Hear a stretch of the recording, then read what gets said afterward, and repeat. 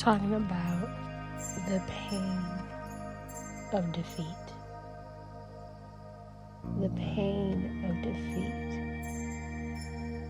And many of us going through different stories and different things in our lives, we always hit a point of where we feel like we have been defeated, and it has been displayed for all the world to see.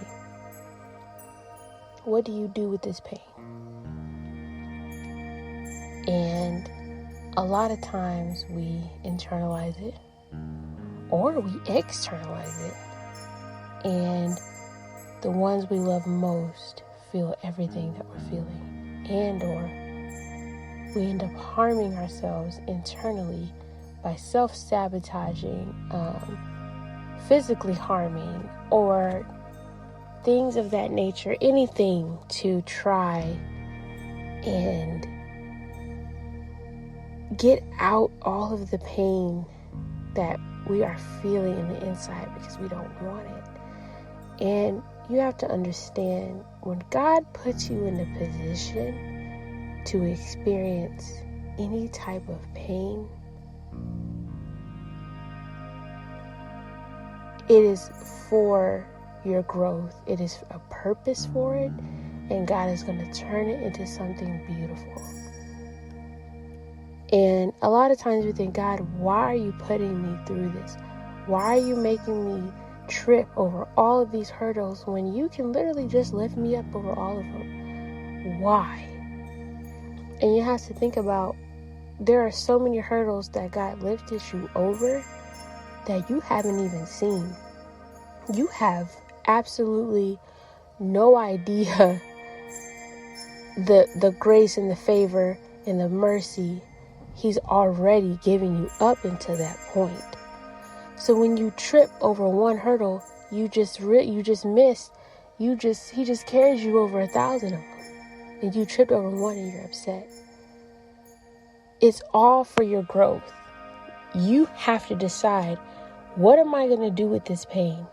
Where am I going to put it that's going to benefit me and put me in a position where I'm not looking at this person as if they've won, or as if they have power over me, or the situation has power over you. You are the master of your reality. You control where it goes. So you have to figure out, where do you want to put that pain? Do you want to put it in the gym? Do you want to put it into your career? Before you make rash decisions about where you want to put it, pray and ask God, where do you want me to put this? I don't exactly have to know what it's for right now, but God, where do you want me to put it that's going to benefit me, to where I'm not getting behind and I'm not the one stuck, while the other person or the other situation that has put me where I am feels like they're moving forward and moving faster than me. So take your time. Understand that the pain is good pain. And God is always going to catch you, and He's never going to put you in a place where He cannot get you out. A lot of us think, gosh, I have a tough life. I'm going through A, B, C, and D, and this person is only going through A. That's not fair. Their purpose is different than your purpose. Where your purpose is taking you, you got to go through more. Why? Because you are the only person that can do what you do and can go through what you go through to be able to express God's kingdom through what you went through. You're the only one who can express that the way that it needs to be expressed, to be able to grab all the other people that God needs you to impact out of this situation so that He can have them for His kingdom. There's always a bigger picture. And a lot of times, people don't want to think, I want to tell people my troubles. I just want to get it off of me. It's always in my head. Sometimes you have to deal with the pain on your own for a second. Because you can tell your pain to somebody else all you want, but it's still your pain. It's for you to be able to grow you and to be able to lift you into places where you could not get to had you not gone through that pain. So make sure before you express what you're going through, you and God understand where it's taking you. So that when you go and you are expressing your troubles, because it's okay, we're human, to go and express what you're going through, you actually have a 180, a circle to go in to say, I'm going through this. This is how I feel. This is where I've been the past couple of weeks. But I spent some time with God and this is where I'm going. And now you have somebody in agreement with you. You have somebody to support you. And so I always think it's important to make sure you and God are good before you start going and telling your troubles. Because a lot of times, depending on who you tell your troubles to, you won't get the right support. Someone can listen all day, but that's all they're there to do is listen. Then you have those friends that will listen, then go and tell your business without giving you a solution. Now, in order to avoid that at this point, what have you done? You went to God first and said, God, what do I do with this? You have a solution. You have the clouds have been moved so you're able to see where you're going and where you're walking. So now you know where you're going. All you're doing is venting, which is human. If we don't vent, we go crazy, okay? So, vent. Do what you have to do. But know that your story is going to be so beautiful. What you're going through is only temporary. And as you get older, a lot of times, and it sounds crazy, you're going to start to accept some of the pain that you go through and some of the unexpected events that start to happen as you fall deeper into God's love, as you fall deeper into your relationship with the Father and how y'all communicate and how you express His love to other people. As you get deeper and closer and higher in your spirituality, in your purpose, in your walk, how you carry yourself, how you speak, how you give, how you serve, you're going to get hit, and you're going to get hit harder and harder and harder, because the more you press, the closer you get to your purpose, the closer you get to the doors opening that go from door A, and then you walk inside of that one and there's door B. You walk inside of that one. The deeper you go into those doors, the harder it is for the enemy to get to you. So he has to ensure you don't walk through door A. And if you walk through door B, at least you're a little bit closer. But if you walk through door B, you're a little bit further from door A, which means it's a little bit hard to get to you, but I can still get, it's going to take a little bit of less time, but it's still a little harder. So press. As hard as it seems, as crazy and unorthodox as some of the things that you're going through seem, keep pressing. Because I promise you, the deeper you go in that press, the more glory, the more fire under you. It needs to cause a fire. It needs to make you angry. Okay? You should want to turn around and shut the doors so the enemy can't get in there at all, because they're always going to be open. If God just closes the door behind you and doesn't allow the enemy to get in at all, where's the proof of the glory in the sense of the devil can do what he got to do, but guess what? God's going to come out on top regardless. So he's not going to close the doors behind you. He's just going to make it a little bit more difficult. It's going to take a little bit more time to get to you as you go deeper and deeper into your purpose, as you go deeper and deeper into the walk, in the guiding and the pathway of where you're supposed to be going. So don't be distracted by all the hoopla that the enemy and what God has allowed the enemy to be able to do. Only reason why God allowed the enemy to be able to even walk around you, because you have to understand, when you're going through something, you have to think about it. You're going through something, but have you been touched? He can't touch you. You could have 4 hurricanes swirling around you everywhere you go. But guess what? The calmness is at the center of the storm. You are the center of the storm. Nobody can touch you. Do what you got to do. There's always going to be stuff whirling around you. Always. We're on Earth. All right? This is a battlefield that we're on. Nobody came here to relax and play games. Come on now. The devil was kicked down here. What we got to do? We got to take this place back. You can't be sitting around watching TV, drinking wine, going out every Saturday night. That's great. But make sure you're doing what you're supposed to do. Because when you got here, I genuinely and wholeheartedly believe everyone has had a choice to come here. Whether we remember that when you left heaven or not. Everyone is here for a battle. You just have to wake up and realize what that battle is. Because everyone has different positions. Everyone is placed in different places. Some people are placed in immaculate lives. But what they have to go through ain't immaculate, okay?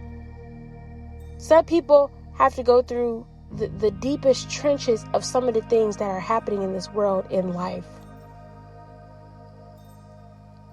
To be able to grab other people who are going through the same thing, but giving them a light instead of darkness. To say, this is what you need. Now dig, and here's the shovel. This is the hole where the light is. Dig.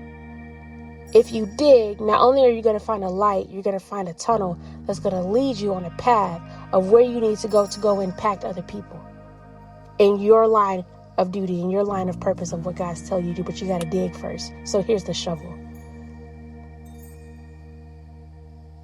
God is not going to stop people from coming to this earth. We have a job to do. So wake up. There is glory in your pain. There is peace in the midst of your storm. You are the peace. You have to keep your peace. Whatever you have to do to keep your peace, just ensure God is in the middle of it. You have a job to do. You have places to go. You have people to see. If a job gets taken away from you, there's a reason for it. If you've done everything in that job, nothing makes sense. They just pull you in and say, man, we got to let you go. But weeks leading up to that moment, what happened? Oh, my manager, all of a sudden, she's being rude. I don't understand what's going on. My files were deleted. What is going on? My blah, blah, blah, blah. 3 weeks later, out of your control. Man, we have to let you go. There was a major fall in these files and we needed them and they were gone. And, it caused us to lose $10 million. You lost your job. I'm sorry. Pack your stuff.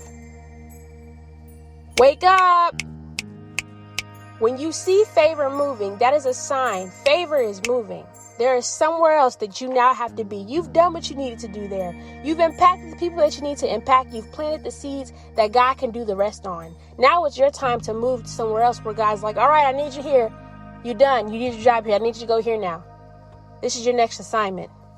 Wake up and see. You have to see the spiritual in the midst of all of this, this distraction of a world. You have to see where you're supposed to be going, who you're supposed to encounter, and who you're supposed to be with. You gotta wake up. Okay? So see it for what it is. If someone decides to walk out your life, you've done everything. You've planted the seeds. You have prayed over them. You've instilled in them.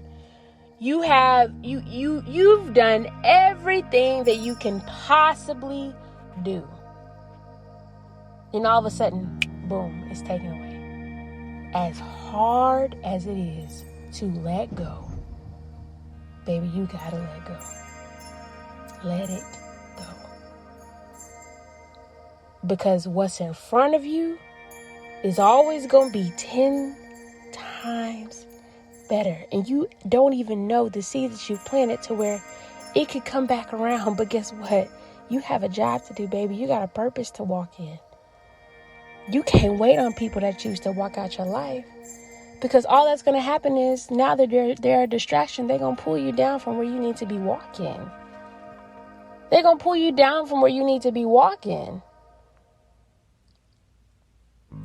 You a whole eagle. You're supposed to be flying with eagles. Who's supposed to watch over the land and see the land. And you got an ostrich trying to pull you down. Ostriches can't fly. And you trying to fly? If ostrich is hanging onto your ankle, how are you supposed to fly? You have to let go of things that don't serve you. Whenever you make a decision, whenever you pray about these things, to understand, God, who does not serve me? God, where am I supposed to be? What do you need me to do? I tell you right now, and I think a lot of us, we tend to run when it comes to these type of conversations. I promise you, if you ask God and you want to know, you're going to get an answer. I'm telling you, so be very careful about what you ask. I promise you, be very careful about what you ask and be ready for the answer. And don't be upset when you get it.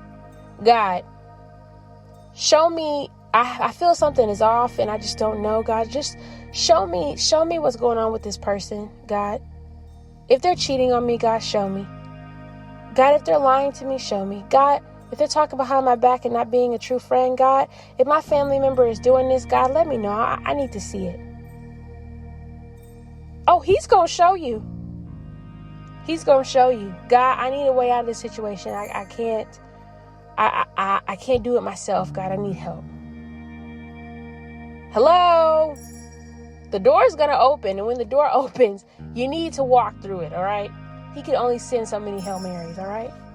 He can only send so many. Then it's like, okay, what obvious sign do you need? Because you've asked me for all this and I've given it to you and you're still in the same situation. Why? Is that God? I don't know. Girl, you prayed for it. And here it comes. Girl, walk through that door and stop second guessing yourself. Because most of the time, you're right the first time. Always pray about it, but most of the time, you're always right. A lot of times we want to wait for an answer when we've asked God for something and it shows up. And we know that that's the answer, but at the same time, we kind of second guess and we go, oh no, I got to pray about it.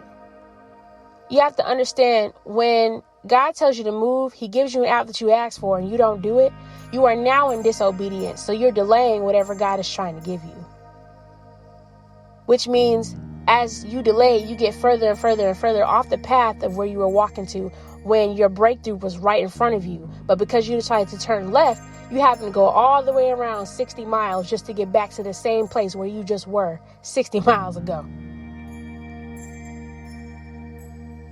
So when you ask God for something and he tells you to move and then he gives you a way out and you don't take it, you are now in disobedience.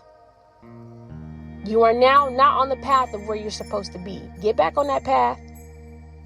And don't be surprised about all the things that are happening in the midst of trying to get back to that same spot that you just were in.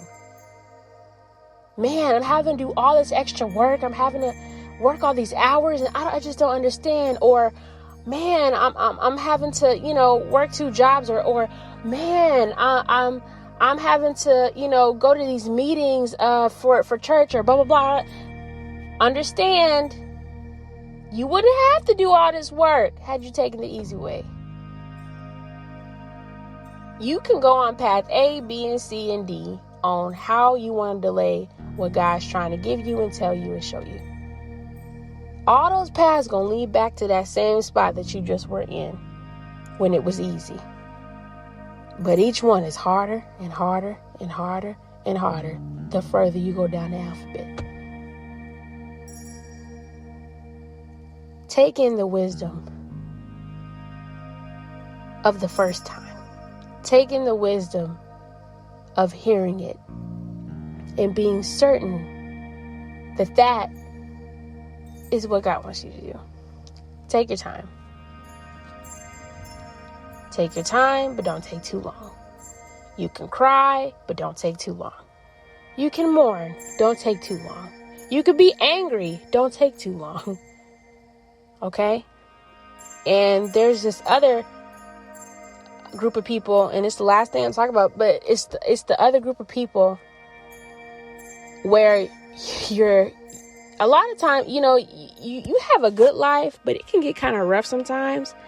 But when you find moments of happiness, it is so beautiful, but you get really scared because you're happy and it's lasting a little too long and you feel something's about to go wrong. Something's about to go flipping wrong. And I've been there and I completely understand what you're going through. And, you're in a new relationship, or you got a new job, or, your stocks are hitting up, or you got money coming in. You just graduated from college, or, you getting your doctorate degree, whatever you're doing, you are genuinely just immaculately happy. And all of a sudden, oh God, it's going to get snatched away from me. Something is going to happen and I'm going to lose this. So let me not get too excited about where I'm going. Let me not get too excited about where I'm going. Let me not get too excited that I'm about to hop into this marriage, or let me not get excited that I'm about to be getting this promotion. Let me not get too excited because I don't want to ruin anything. And then it gets snatched away from me because my endorphins got too high and the enemy started to notice. So he just snatched everything from me. No. When it comes to this part in this group of people that are experiencing this, y'all, I believe it's all about comfortability. And let me expand on that. What I mean by comfortability is we get really, really joyful, really, really happy, and we bask in everything and all the favor, the glory, and everything that God has blessed us with, right? But we get comfortable and we stay in that happiness. Now, I want you to stay with me. We stay in that happiness. What does that mean? That means we stop moving and we stay in that job for 20, 25 years, or we stay in this relationship without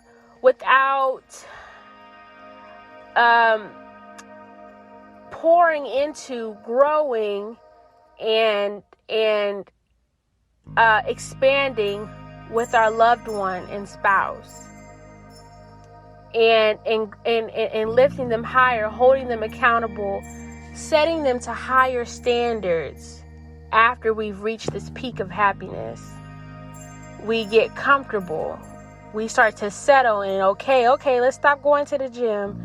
We don't have to go to counseling or go to these meetings or something anymore. We're happy. We're stuff when or this job. Oh, I finally got my dream job. Okay, I don't have to stay late at work anymore to prove to them that I'm worthy of getting this position because I'm an overachiever and or I take the initiative to do A, B, and C. Or, oh, thank you. I got my doctorate. Thank goodness. I can get some easy job and I can just sit there and be on my phone because I'm the CEO and blah, blah, blah. No. You have to understand God's still watching you. God still sees you. God still has purpose and plans after you've already feel like, because the thing is, we feel like we've reached our peak. We feel like we've reached the max of our purpose. There is always more, baby. And it's always a lot more work, a lot more time, a lot more effort. And a lot of times we don't want to give that because we happy with where we are. So we get comfortable. So it's not that God's taking away your happiness. It's not that the enemy is taking away your happiness. You get too comfortable.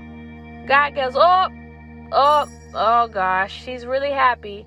But I told her to do this, and she knows I told her to do that, But she's so distracted by happiness because, did you hear what I just said? At first it was a blessing, but because you are comfortable in your happiness and you're not moving anymore, it's now become what? A distraction. So what do? God says, all right, I got to take this from you. But what happens when he takes it from you? Yeah, it feels like you lost your happiness, but really you gained your focus back because now you're looking around. Okay. The rainbow then turned off. Now you're like, oh, what happened? Oh my God. Oh, where am I? Oh my God. Wait, huh? How did I get here? Huh? Wait. Oh my God, I was supposed to do, you're gaining your focus back. So for y'all going through this, the key to quote unquote keep your happiness is to keep moving. You want to keep your happiness? Keep moving. Don't get comfortable in your happiness. Pray, God, what do I have to do? That's why you have to be, and this is where discipline comes in. You have to do your quiet time.